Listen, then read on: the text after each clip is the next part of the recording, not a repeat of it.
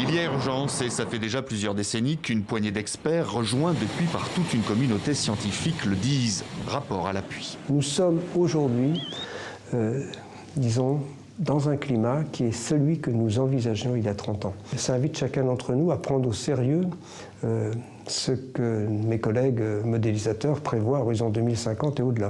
Depuis 1992 et le sommet de la Terre de Rio, les COP se succèdent jusqu'aux accords de Paris il y a 4 ans. Historique, a-t-on dit. Objectif, limiter la hausse des températures sur Terre à 1,5 degré. 195 États en font la promesse et s'engagent à réduire leurs émissions de gaz à effet de serre. De l'optimisme qu'on pouvait avoir il y a maintenant 4 ans, eh bien, on verse un peu dans un pessimisme, mais ce n'est pas une raison pour baisser les bras, et c'est pour ça que ça me déçoit quand même que l'accord de Paris ait si peu d'écho, alors que du point de vue de la communauté scientifique, tous les signaux sont au rouge, c'est très clair.